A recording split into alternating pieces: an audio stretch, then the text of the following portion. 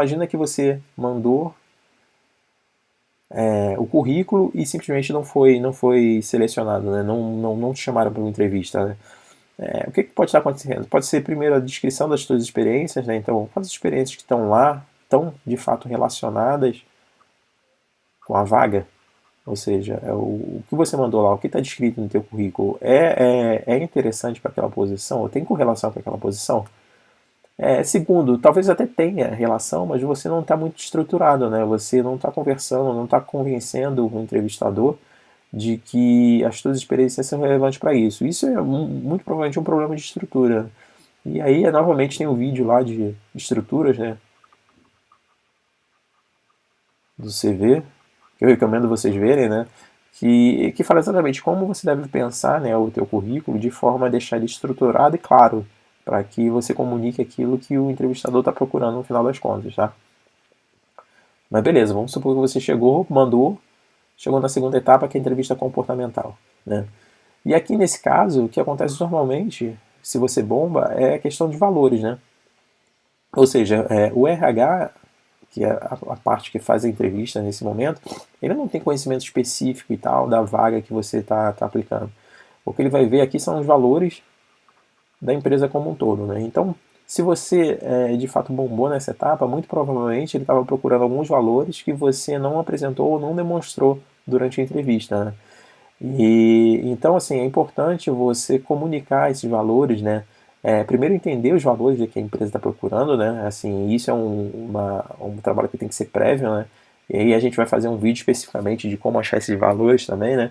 Mas é um trabalho prévio em que você vai entrar no site das empresas e tal e perguntar quais são os valores que a empresa busca um candidato. E aí você tem que expressar esses valores dentro das suas histórias. Dentro das suas histórias, né? Chegar e falar, cara, não, olha só, um valor foca no resultado, não.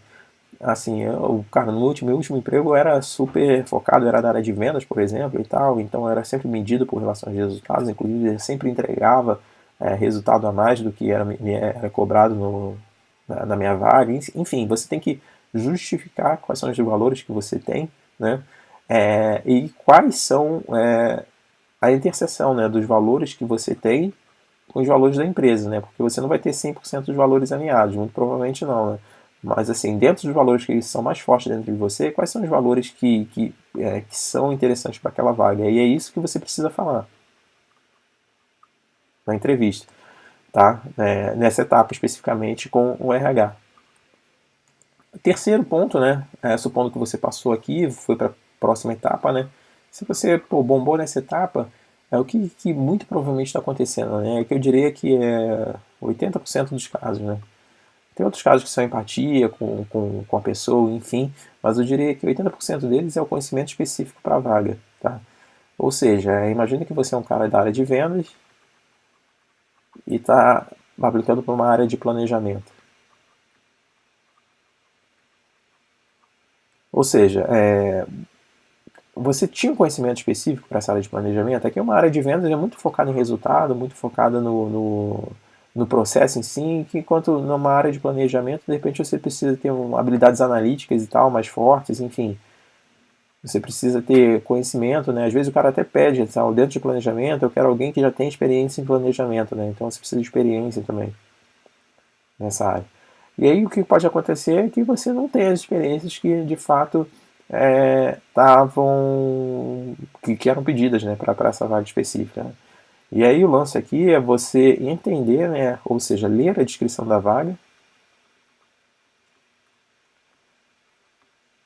ler a descrição da vaga para que você está aplicando, e entender quais das suas experiências passadas atendem ou explicam ou endereçam essa descrição, né? Então, ainda vamos supor nesse caso, né, você está fazendo planejamento, né, você está aplicando para a vaga de planejamento enquanto você era de vendas.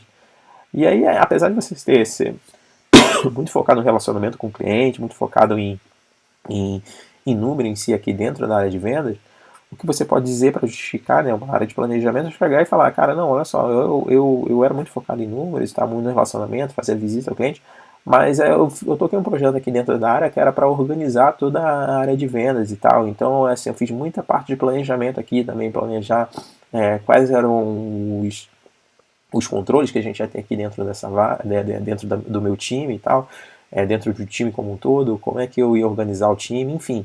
Você fez um trabalho de planejamento dentro da área de vendas, mesmo não sendo o seu trabalho principal aqui, mas que esse trabalho é diretamente correlacionado com essa área aqui de planejamento, entendeu? Então, assim, como você pensa as suas experiências focadas dentro da proposta da nova área, né? Do que você precisa fazer na nova área, né? E aqui na área de proposta, né? Então imagina que você fez todas essas etapas, chegou aqui na área de proposta, né? Na etapa de proposta, e aqui, assim, a gente não consegue identificar muito dessa área, né? Assim, um dos dois principais pontos é que, na verdade, eu coloquei aqui, que é você versus outros candidatos, né? Então, muitas vezes você chegou lá, fez tudo que devia fazer, mas tinha um candidato que tinha mais experiência e tal, um candidato que conhecia um pouco mais da área e tal, um candidato que teve mais empatia.